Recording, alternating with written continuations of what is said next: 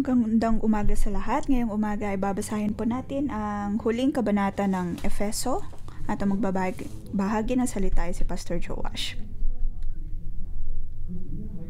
Tinuturuan ni Pablo ang simbahan sa Efeso kung paano lumago.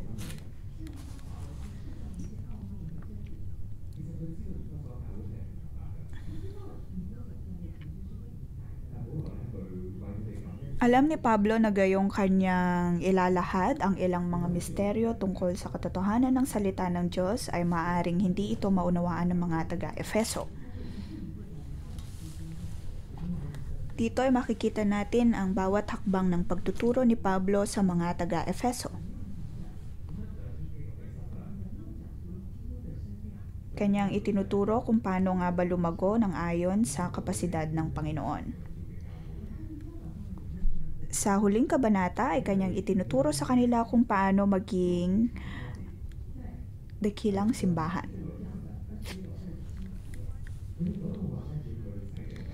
Sa chapter 5, verse 26 at 27, nabanggit dito na kailangan ang iglesia ay walang anumang dungis ni kulubot upang ito ay maging banal at walang kapintasan. Nabanggit dito ang pundasyon ng isang dakilang simbahan na maihalin tulad din o may ugnayan din sa relasyon ng mag-asawa. At ngayon, sa chapter 6 o ika-6 na kabanata, bibigyan po natin ito ng pamagat kay Kristo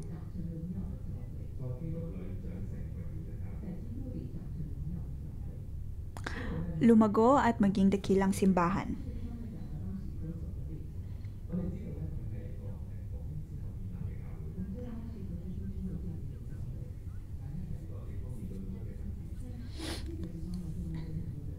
Ang iglesia sa Efeso ay nakaranas ng maraming espiritual na laban at ang kanilang paglago ay napakahirap.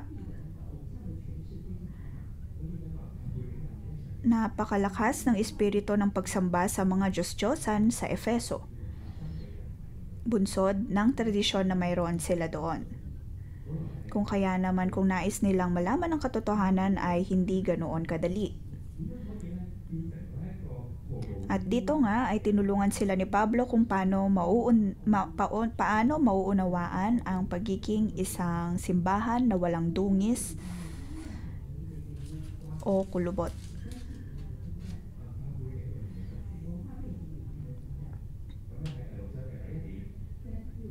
Unang punto sa kabanatang ito, ang dakilang simbahan. Dalawang henerasyon ang maaaring mapagpala. Sa verse 1 to 4, kung nais mong magkaroon ng dakilang simbahan, hindi ka lamang dapat magkaroon ng magandang pundasyon sa ugnayan sa iyong asawa, bagkus ay magkaroon din ng maayos na ugnayan sa pagitan ng dalawang henerasyon. Sa verse 1, mga anak, sundin ninyo ang inyong mga magulang sa Panginoon sapagkat ito ang nararapat. Ito ang nararapat. Igalang ang iyong ama at ina, ito ang unang utos na may kalakip na pangakong ikaw ay giginhawa at hahabang iyong buhay sa lupa. Binanggit po dito ang tungkulin ng isang anak. Nabanggit po dito ang uri ng paglago na dapat mayroon ng isang iglesia na may kinalaman sa relasyon maging ng dalawang henerasyon. Kailangan pakinggan ng mga anak ang kanilang mga magulang kay Kristo. Kung tutuusin ay nabasa na po natin ito o napag-aralan sa Heartified Commandments. Nabanggit na noon pa na ating dapat sundin ang ating mga magulang sa Panginoon. Kailangan po natin makita na Diyos ang lumikha sa atin.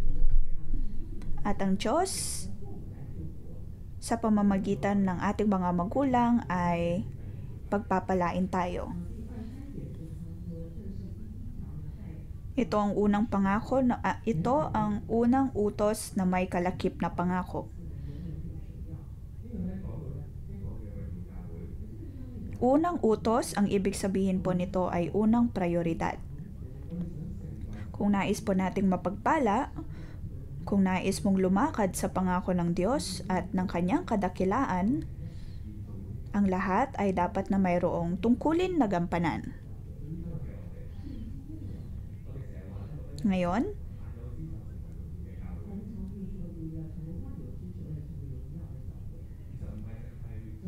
ang Section 1 ay dapat na maging dakila at mabuting simbahan. Hindi lamang ito nakasalalay kay Pastor Joshua o kay Simo Delphine. Hindi lamang ito nakasalalay pagdating sa mga levita o kaya sa staff ng simbahan. Bagkus ay nakasalalay din sa lahat dahil ang bawat isa ay mayroong tungkulin na dapat gampanan. Hindi po natin ito matatakbuhan. Maaaring ikaw ay isang magulang o maaaring ikaw ay hindi isang magulang, ngunit lahat po tayo ay anak sa ating mga magulang. Ang lahat ay nagsisimula sa ating pagiging mabuti at masunuring mga anak. Kailangan po nating malampasan ang espiritual na laban pagdating sa ating ugnayan sa unang henerasyon. Sa aking pagtingin sa aking sariling paglago, hindi ko po alam, hindi ako sigurado kung naranasan po ninyo nang kayo ay nagdadalaga o nagbibinata na nagkakaroon ng mga pagbabago. Ngayon na ako'y may mga anak, napansin ko na pagdating sa aking mga anak ay ang tingin nila ay ako ang lahat sa kanila.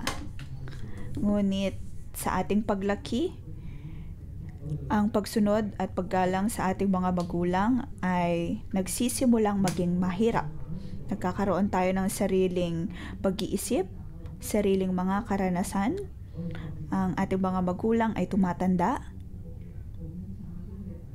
at nagmimistulang tayo na ang nag-aalaga sa kanila. Ngunit sa lahat ng ito, mapapanatili po ba natin ang paggalang sa ating mga magulang? Ito po ang bagay na itinuturo ni Pablo pagdating sa pagiging dakilang simbahan. Ang lahat ng mga anak ay dapat na panghawakan ang katotohanan ito, na mayroong kalakip na pangako ang pagsunod sa utos na ito. Sa verse 4, mga magulang, huwag kayong gumawa ng mga bagay na ikagagalit ng inyong mga anak. Sa halip palaki ninyo sila ayon sa disiplina at katuruan ng Panginoon. Kung tutusin, nabanggit sa verse 1 and 4 ang katagang ng Panginoon. Palakihin ayon sa disiplina at katuruan ng Panginoon. Bilang mga magulang, may mga pagkakataon na pakiramdam natin na hindi nakikinig ang ating anak sa atin. Pakiramdam natin na hindi nila tayo ginagalang. At unti-unti ay nagkakaroon tayo ng emosyon. At madalas, ang tila lumalabas na anak ang siyang nagdudulot ng galit sa atin.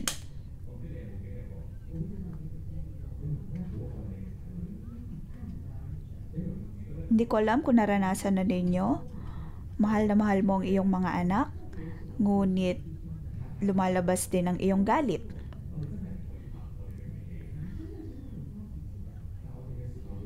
At hindi mabuti na ikaw ay bigla na lamang magagalit at may mga pagkakataon na nagsasalita tayo ng sarcastic. Dahil dito ay nagagalit ang ating mga anak at ramdam nila ang ating galit. Dito ay pinapaalala ni Pablo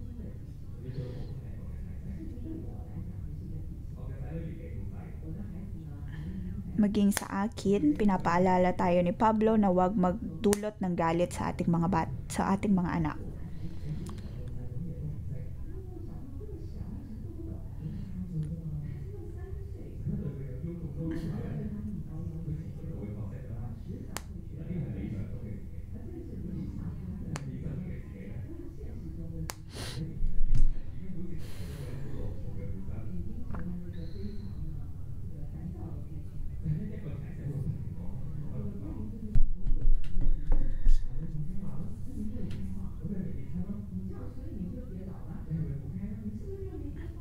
May mga pagkakataon na ako din bilang isang ama ay kailangan kong pagsabihan ng aking mga anak, ngunit hindi sila nakikinig, kaya ako'y paulit-ulit na nagsasabi o kaya paulit-ulit silang sinasabihan.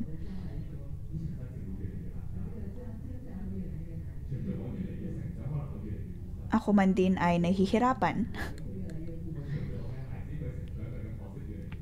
At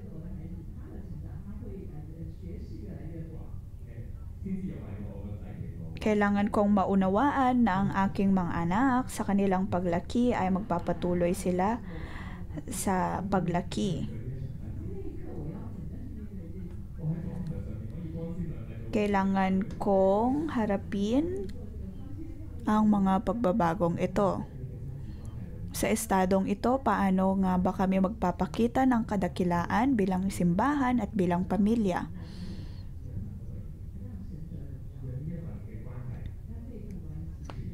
Sa ganitong ugnayan, sa pagkakaroon ng maayos na ugnayan sa pagitan ng magulang at anak ay tunay na tayo'y nasa Panginoon. Naalala ko, noong araw ng mga ama, Father's Day sa Wealthy Garden, nakita ko si Mike at Kathy. At kasama nila ang kanilang mga anak. Naging bukas sila at kinagalang nila ang bawat isa. At nakita natin ang mga magulang na humingi ng tawad sa mga anak. At ang mga anak naman ay nagpakita ng kanilang paggalang sa kanilang mga magulang. Doon ay nakita ko ang kadakilaan ng Diyos. At ang lahat, maging ang mga magulang, ay lumuluha nung panahon na iyon. Kung tutuusin, ang isang dakilang simbahan ay nagsisimula sa mabuting ugnayan sa pagitan ng dalawang henerasyon. Naway tulungan tayo ng Diyos. Nasa Panginoon, nasa Kristo, ang bawat ugnayan sa pagitan ng anak at magulang ay maging maayos upang mapatayo ng maayos ang Iglesia ng Diyos. Sa verse 5 to 9 ay katuruan tungkol sa mga alipin at amo. Verse 5 to 8, sa isang dakilang simbahan ay tinuturo kung paano nga ba tayo magiging maayos at mabuting alipin o amo.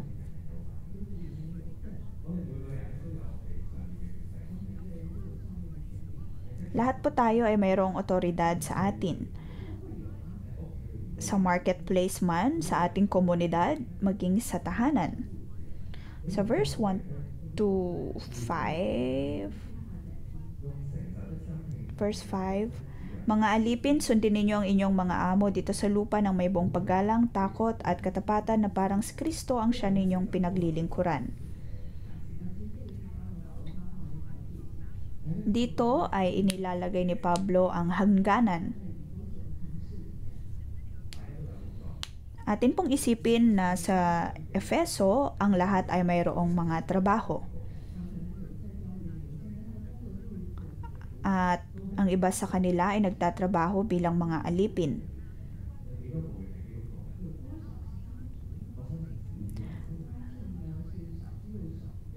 Ngunit ang kanilang mga amo ay maaaring hindi naniniwala sa Diyos.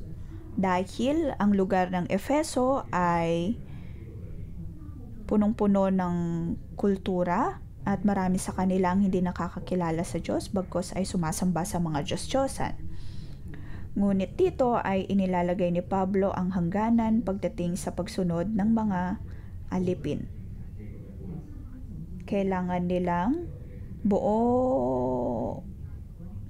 maging buo ang kanilang paggalang, magkaroon ng takot at katapatan na parang si Kristo ang kanilang pinaglilingkuran.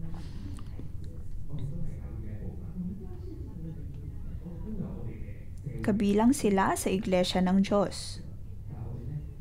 at mayroon silang iba't ibang mga gampanin sa komunidad. Ngunit paano nila madadala ang kadakilaang ito maging sa kanilang mga trabaho? Sinasabi ni Pablo dito na kailangan nilang maging tapat, maging magalang at sumunod sa kanilang amo tulad ng kung paano nila sinusunod si Kristo. Gawin ito mula sa puso. Sundin ang kalooban ng Diyos mula sa puso.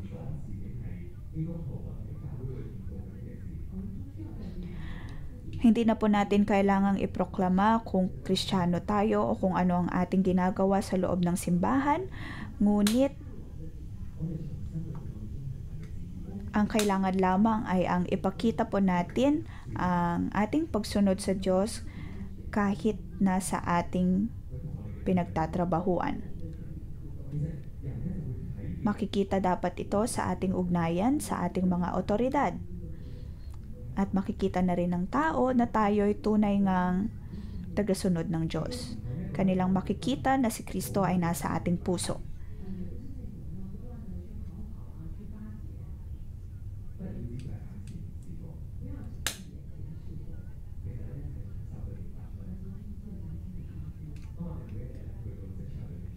Hindi lamang tayo naglilingkod para sa paningin ng iba, kundi ay naglilingkod mula sa ating puso. Kailangan po natin laging tandaan na ang ating Diyos ay si Kristo.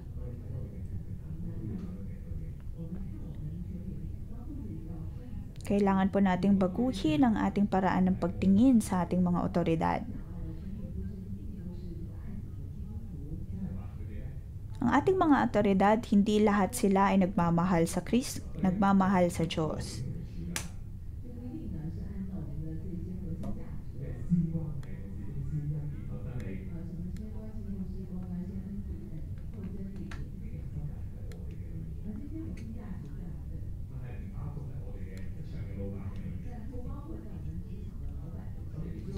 Hindi dahil namumuhay tayo ng ating sa mga core values ay namumuhay din ang ating mga otoridad ng ayon dito.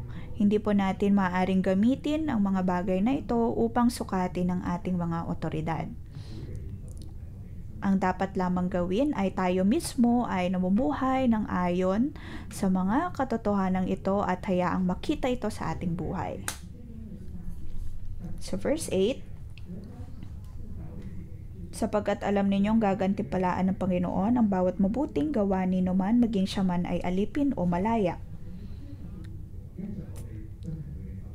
Tayo ay gagantipalaan ng Panginoon dahil ating sinusunod ang Diyos. At ating gagamitin ang ating pananaw upang ipakita ang ating pagsunod sa Diyos maging sa marketplace. Dito makikita na tayo nga'y kabilang sa Iglesia ng Diyos. Hindi lamang nakikita ang gampanin na ito tuwing linggo, bagkus ay maging sa buong linggo. Kahit saan man po tayo mapunta, naroon ang Iglesia. Ang Diyos ay naroon sa ating mga pinagtatrabahuan.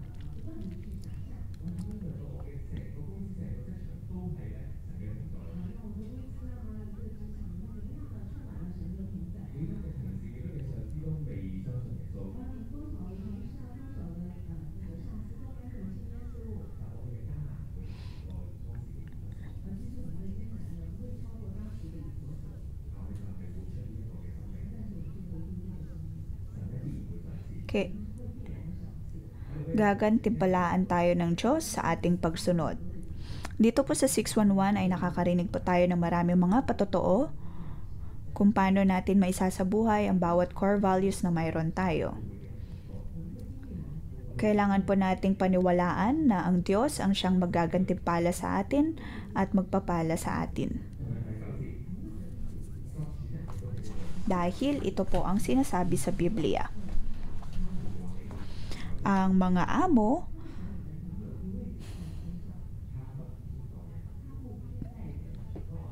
ay mayroon ding mga kailangang paglingkuran. Sa verse 9, mga amo, maging mabait kayo sa inyong mga alipin at huwag silang pagbabantaan. Lahat po, mapaalipin man o amo, ay may parehong otoridad.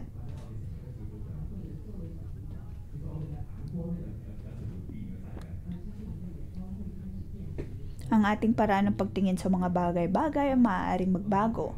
Magkakaroon tayo ng mataas na standard. Nagsisimula tayong manghusga na kahit sa kung tayo ay maging cell leader, pakiramdam ko na lahat ng mga naging cell leader ay may ganitong karanasan.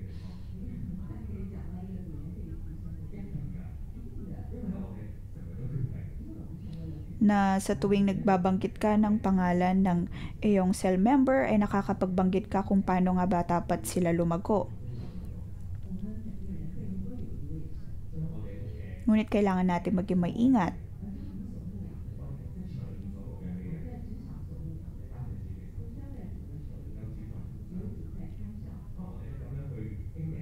Hayaan pa rin natin na Diyos ang kumilos sa kanilang mga buhay.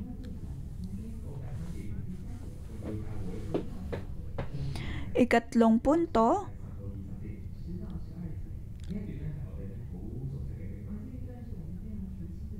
ay tungkol po sa sandatang kaloob ng Diyos. Ang pagsusuot ng baluti na mula sa Panginoon.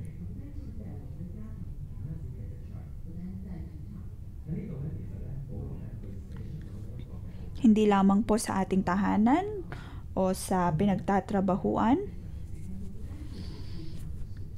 Ngunit sinasabi ni Pablo dito na kailangan din po nating maunawaan ang mga bagay sa kalangitan.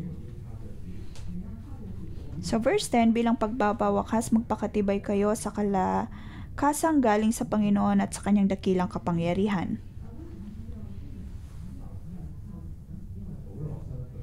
Maging malakas sa Panginoon. Bakit niya ito binabanggit? Dahil pagdating sa simbahan sa Efeso ay nais na ituro ni Pablo ang katotohanan pagdating sa mga espiritual na bagay.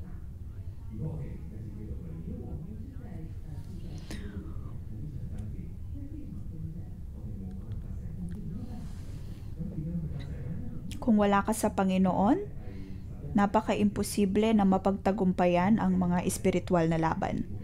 So verse 11 to 17, nabanggit po dito ang tungkol sa kagamitan at sandatang pandigma na kaloob ng Diyos.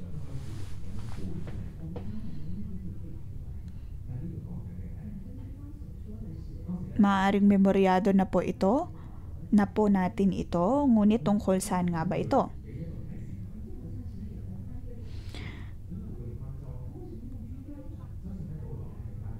Kung pag-iisipan nating mabuti, si Pablo ay nasa loob ng kulungan, ngunit binigyan siya ng pangitain ng Diyos tungkol sa kagamitan sandatang pandigma na ito.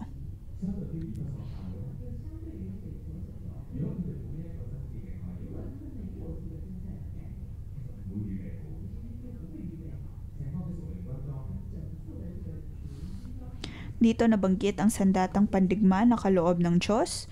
Ito ay upang turuan ang mga taga-Efeso na maging handa.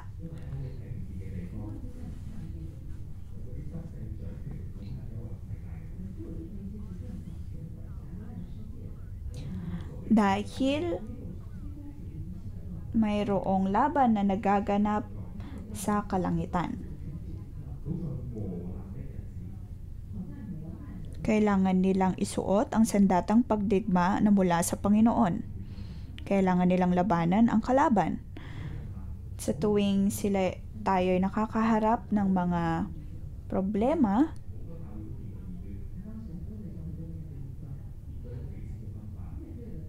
kailangan po nating tandaan ang naging sitwasyon nila sa Efeso. Si Pablo ay nasa kulungan, may mga kulto noong araw at may iba't ibang mga uri ng pagsamba sa mga Diyos-Diyosan, kung kaya kailangan nilang isuot ang sandatang pandigma na nagmumula sa Diyos upang labanan ang mga bagay sa espiritual na mundo.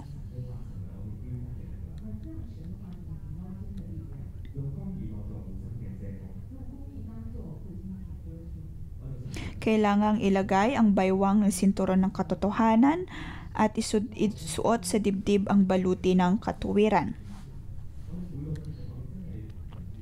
Kailangan ding isuot ang sandalyas ng pagiging handa sa pangangaral ng magandang balita ng kapayapaan upang tayo ay makalakad ng ayon sa pagdedesisyon ng Diyos. Dito ay hindi po tayo maaaring maakusahan ng kaaway.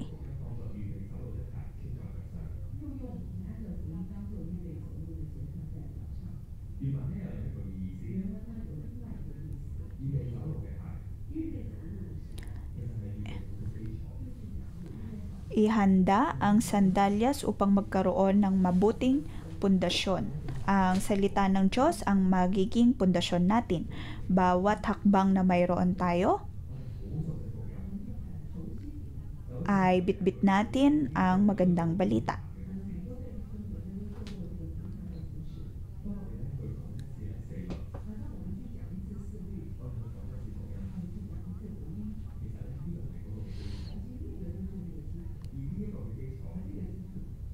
Ating dapat na gawing pundasyon ang magandang balita ng Diyos.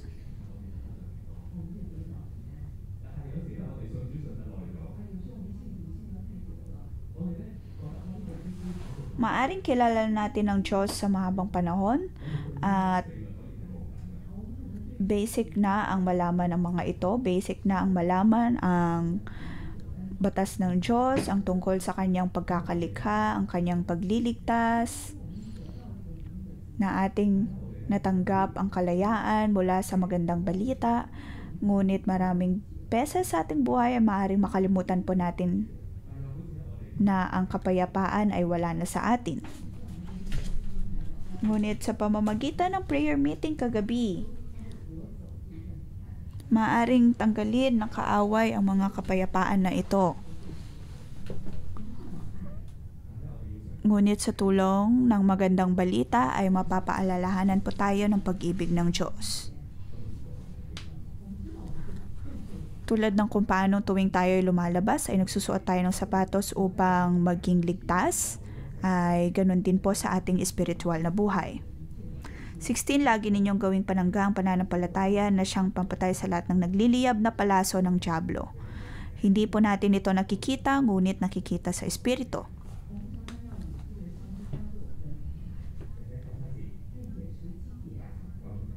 Kailangan po nating panghawakan ang ating pananampalataya. Isuot maging ang helmet ng kaligtasan at gamitin ang tabak ng espiritu na walang iba kundi ang salita ng Diyos.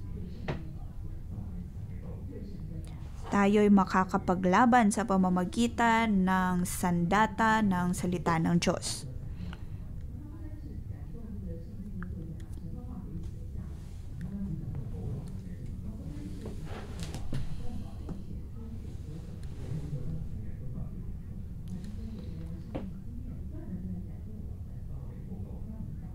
Sa ating pananalangin, atin po matatanggap ang salita ng Diyos. Kailangan po nating panghawakan ng Panginoon. Kailangan nating iproklama ang kanyang salita.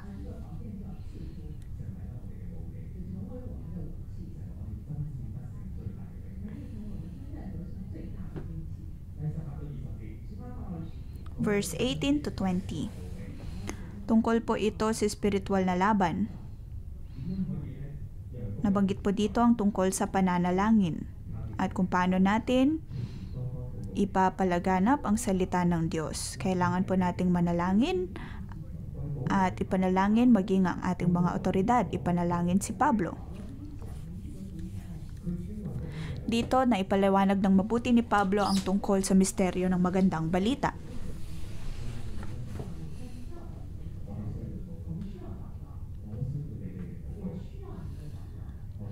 Kanyang itinuturo sa mga taga-Efeso na kailangan nilang manalangin at manalangin lagi upang maipalaganap ang salita ng Diyos.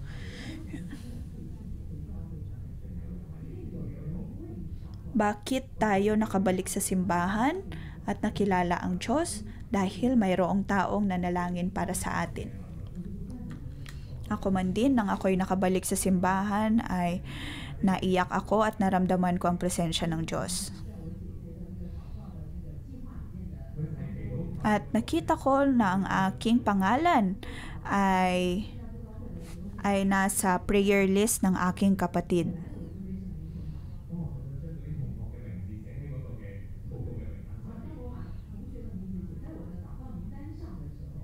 Ako man din ay isinulat ko ang pangalan ng aking mga kaklase noon, kung kaya sila ay nakarating sa simbahan.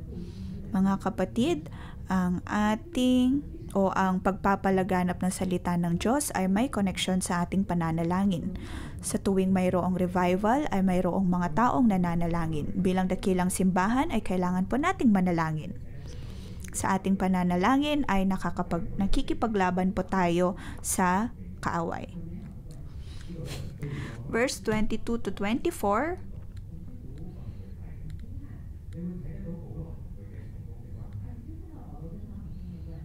Nakita po natin dito ang ugnayan ni Pablo sa kanyang mga staff. Makikita natin dito ang pag-ibig at pagtitiwala na mayroon sila sa isa't isa.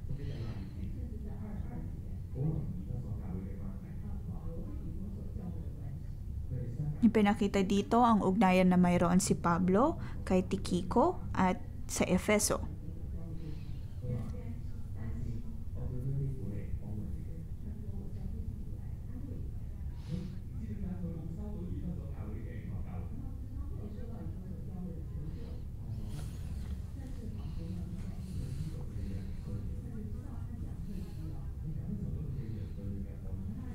Hindi pa nakakatanggap ng sulat si Pablo mula sa mga taga-Efeso, ngunit tila kanya nang alam kung ano ang kanilang kinakailangan. Makikita po natin dito ang maayos nilang ugnayan. Mayroong kapayapaan, pag-ibig at pananampalataya mula sa Panginoon.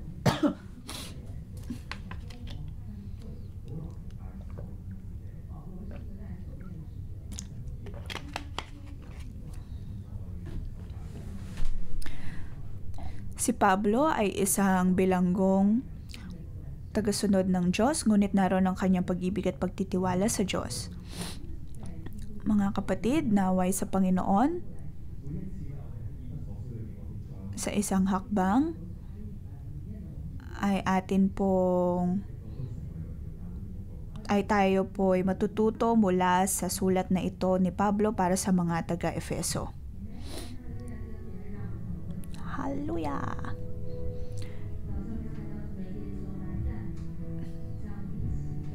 Tayo po ay magpuri sa Diyos.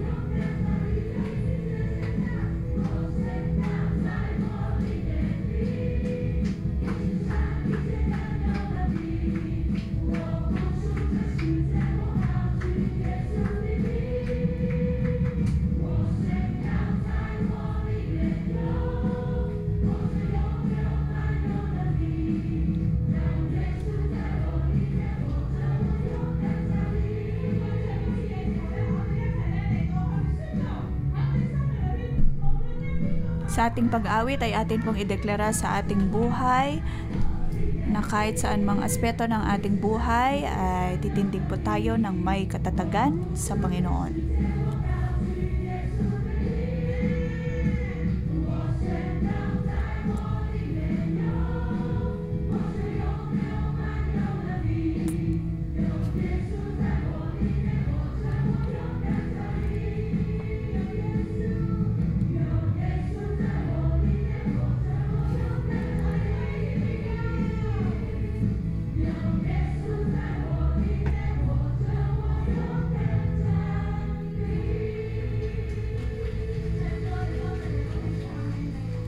Panginoon, kami pinupuri ka namin at pinapasalamatan. At sa iyo, Panginoon, ay nakakatayo kami ng buong tatag. Sa aming pagharap sa mundo ay mahina kami, ngunit sa pamamagitan ng mga salita mo ngayong umaga, iyong pinapaalala na kami ay nasa iyo.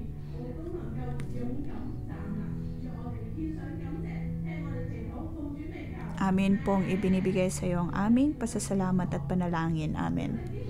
Mga kapatid, maaari po tayong maupo.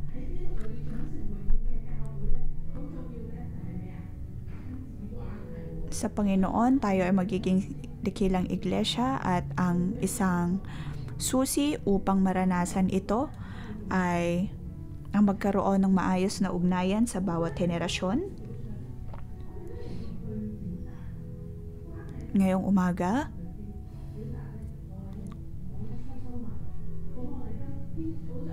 huwag po nating itago ang ating ugnayan o kaya pag-ibig. Magkaroon po tayo ng espesyal na aksyon ngayong umaga. Kung kayo po ay mga magulang, maaari po ninyong kunin ang inyong mga phone.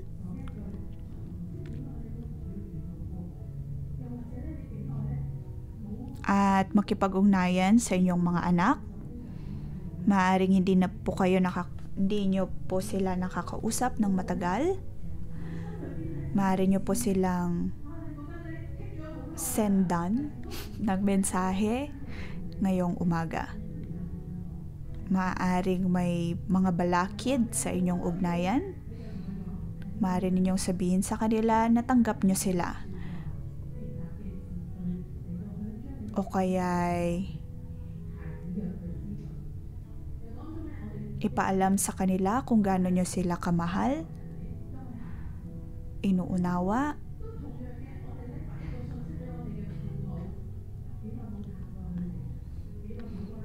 at bilang mga anak ay magpadala din po tayo ng mensahe sa ating mga magulang. Maaaring matagal na rin kayong hindi nakikipag-usap sa kanila. Sabihin po ninyo sa inyong mga spiritual authority, sa inyong cell leader, salamat sa iyong buhay, ginagalang kita. Aking pinagpapasalamat ang iyong buhay at sa paggawa natin ng bagay na ito,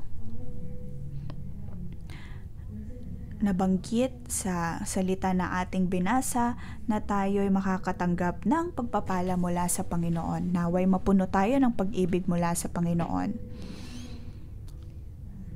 Sa mga kapatid nating nakikinig online, gawin din po natin ito.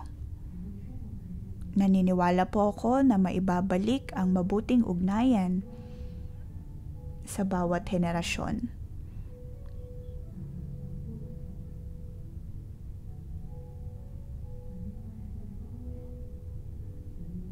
Ang pag-ibig ng Diyos ay nasa atin.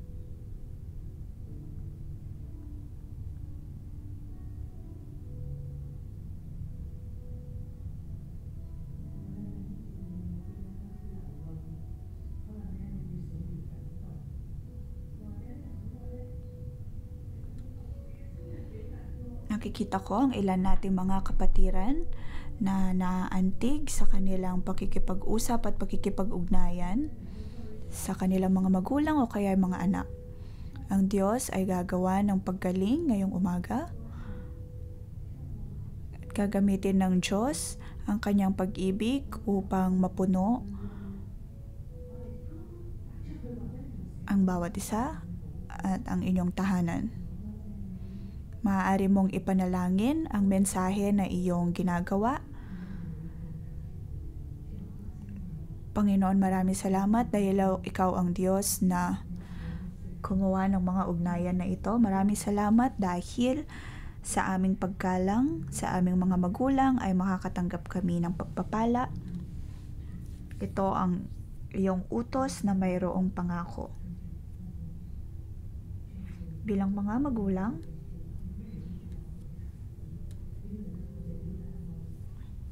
ay dapat naming ipakita ang aming pag-ibig at pagtanggap sa aming mga anak.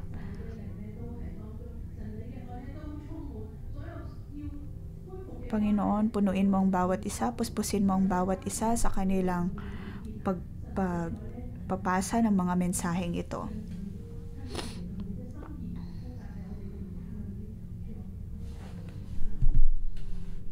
Panginoon, maraming salamat.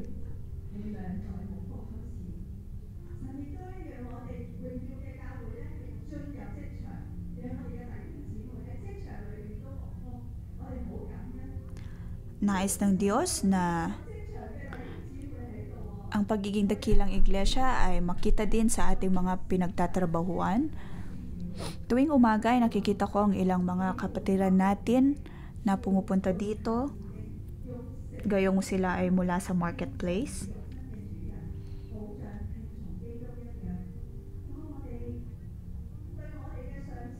Nabanggit nga sa kabanatang binasa natin na magkaroon ng paggalang sa ating mga amo.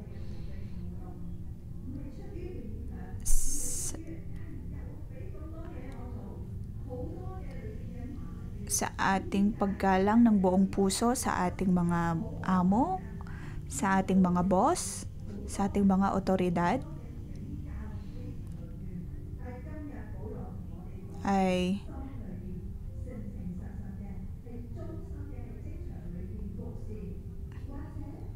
tatanggap natin ang pagpapala mula sa Diyos. O kaya ikaw naman ay isang amo, ikaw ay isang boss. Sinasabi dito na tayo ay maging mabait at huwag pagbabantaan ng ating mga alipin o kaya subordinate.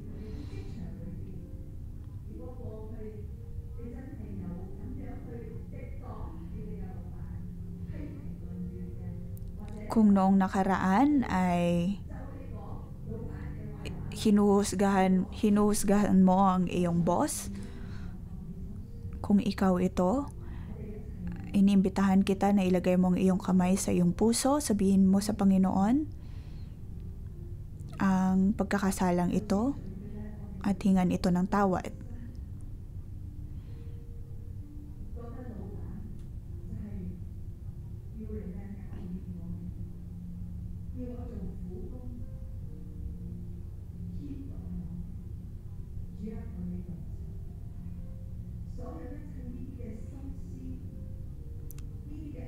Panginoon, naway tanggalin mo ang bawat negatibong pag-iisip sa amin. Tanggalin mo din ang bawat negatibong pakiramdam sa amin.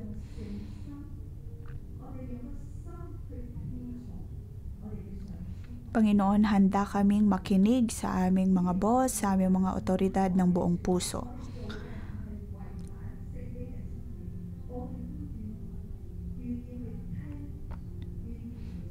Hanggat hindi sila gumagawa ng mga bagay na hindi ayon kay Kristo, ay handa rin po kaming sumunod sa kanila.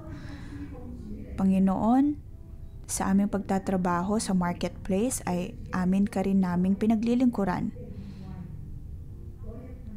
Ito ang aming paraan upang ipakita ang aming paggalang sa iyo.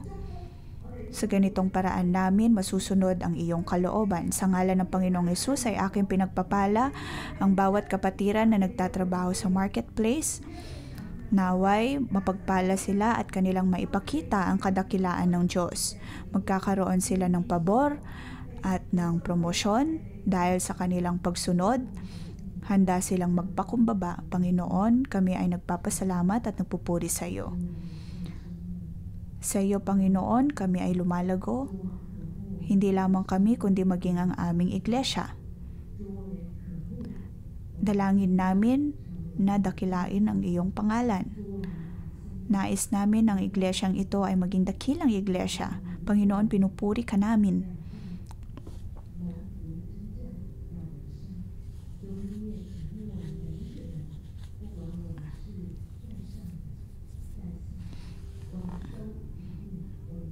Kami man ay amo o kaya ay alipin, ay ginagalang ka pa rin namin bilang Diyos saan man kami mapunta. Saan man kami naroon, ikaw ay kasama namin, O Diyos. Sa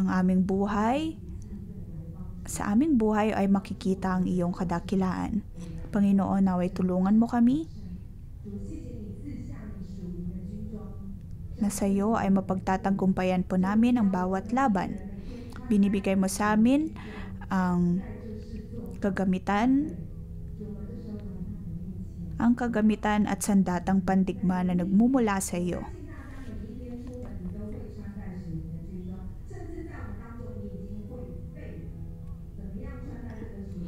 Aking iniimbatahan ang bawat kapatiran na sa ating paglabas ay naway suot natin ang sandatang pandigma na kaloob ng Diyos.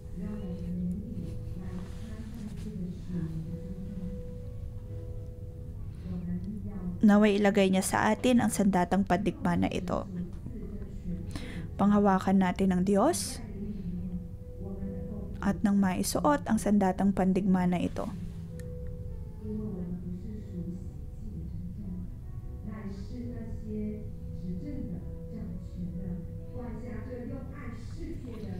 Hindi po tayo nakikipaglaban sa mga tao kundi sa mga pinuno, sa mga may kapangyarihan at sa mga tagapamahala ng kadilimang umiiral sa sanlibutan ito, ang mga hukbong espiritual ng kasamaan sa himpapawid. Kaya't isuot ninyo ang kasuotang pandigma na mula sa Diyos. Sa gayon, makalalaban kayo kapag dumating ang masamang araw na sumalakay ang kaaway upang pagkatapos ng labanan ay matatag pa rin kayong nakatayo. Ibigkis sa ating baywang ang sinturon ng katawan ng katotohanan at isuot sa dibdib ang baluti ng katuwiran. Maaari po nating ilagay ang ating kamay sa ating puso.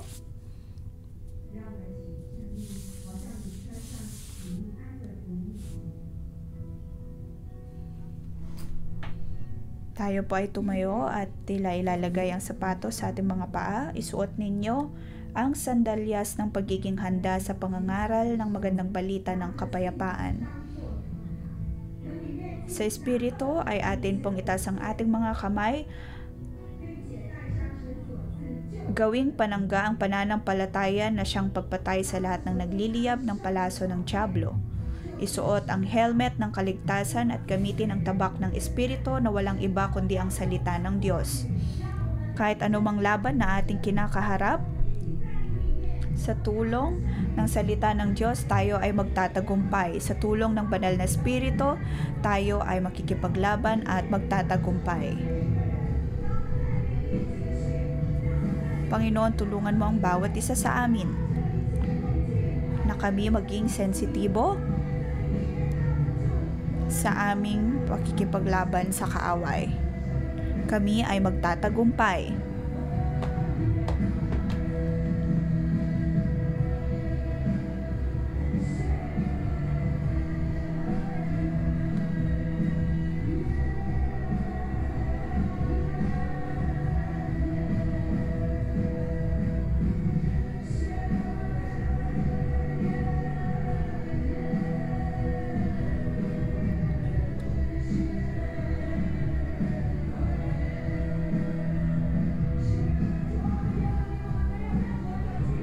Panginoon, kami ay tumitingala sa iyo, wala kaming takot. Sa Espiritu, kami ay dumadalangin sa iyo. Naway palakasin mo ang bawat isa, palakasin mo ang iglesyang ito. Naway magkaroon tayo ng pananampalataya, ang kaaway ay hindi magtatagumpay sa atin. Lahat ng paghihirap ay ating mapagtatagumpayan. Sa tulong mo, O Diyos, kami ay magtatagumpay, kami ay nagpupuri sa iyo.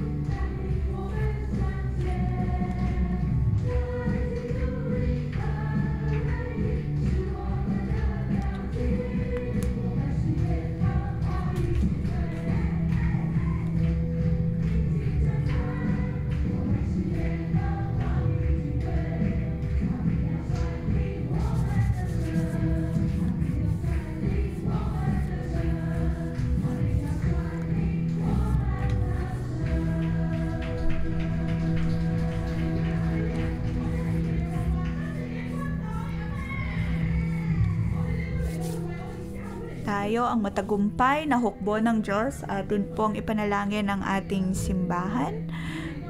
Ngayon at bukas ay mayroon pong mga mission trips ang ating iglesia. Atin pong ipanalangin ang mga mission teams na ito. Ngayong umaga, si Tim ay pupunta sa GK 611. Si Boaz at Stella ay pupunta sa GK 611. At ang isa pang grupo ay si Asaf at Hadassah ay kanilang papangunahan ng ating children at youth group sa Malaysia. Atin din pong ipanalangin si Pastor Joshua at Simo dahil kagabi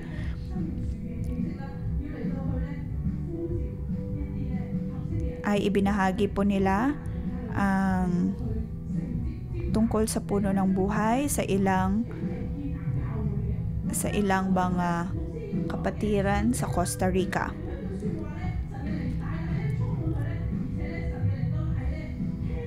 Naway mapuno ng banal na espiritu si Pastor Joshua at kumilos ang Panginoon sa mga kapatid doon. 3 tao sa isang grupo. Ipanalangin po natin ang mission trip sa GK 611 at ang mission trip sa Malaysia. At ang ikatlo ay ipanalangin ang tungkol kay Pastor Joshua at Simo.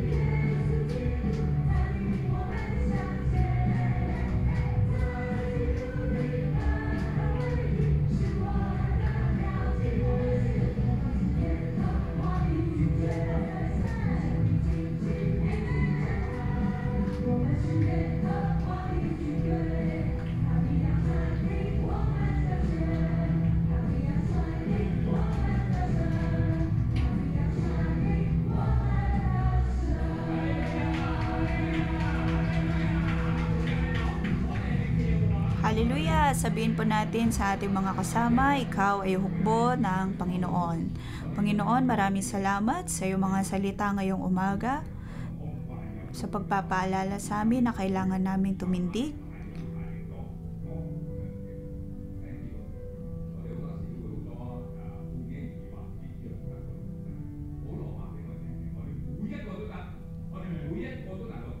Sinasabi ni Pablo sa atin na lahat tayo ay maging hukbo ng Diyos. Sa tulong ng Diyos, tayo ay ang hukbo ng Panginoon.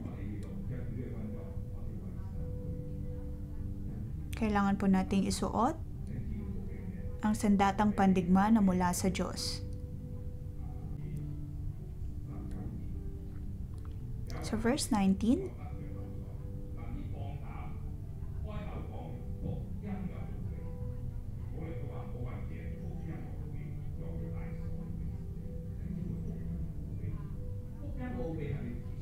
kailangan po nating malaman ang misteryo ng salita ng Diyos. Ibig sabihin ay ipalaganap ang salita ng Diyos, ipalaganap ang ebanghelyo ng may kapangyarihan, ng may otoridad.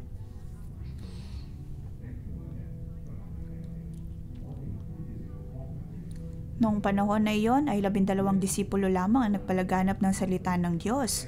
Ngunit ngayon ay tanggap na natin ang otoridad na ito mula sa Panginoon. Ang otoridad na ito, ang kapangyarihang ito ay matanggap po natin upang malaganap ang salita ng Diyos. Gagamitin ng Diyos ang bawat panalangin, ang bawat mission trip, ang bawat pangkat, at ang banal na Espiritu ay kikilos sa ating bahay, sa ating tahanan, sa ating marketplace, saan man tayo mapunta ay naroon ang kaharian ng Diyos. Ito ang hukbo na nagmumula sa Panginoon. Naway matanggap po natin ang banal na Espiritu. Sa ngalan ng Panginoong Yesus ay aking pinagpapala ang bawat isa na matanggap ng bawat isang kapangyarihan na mula sa Diyos. Amin nga pong matanggap ang kapangyarihan na ito upang may palaganap ang salita ng Panginoon. Aking pinagpapalang bawat isa na maging matatag at walang pag-atake mula sa kaaway ang magtatagumpay sa aming buhay. Panginoon, naway pagpalain mo ang bawat isa upang maging iyong hukbo. Naway ang iyong kaharian ang siyang makita sa mundong ito. Ikaw, O Diyos, ang hari ng mga hari. Sa tulong mo, Panginoon, kami ay isang matatag na hukbo. Sa ngalan ni Jesus, amen. Dito po nagtatapos ang pang-umagang debosyon. Magandang umaga.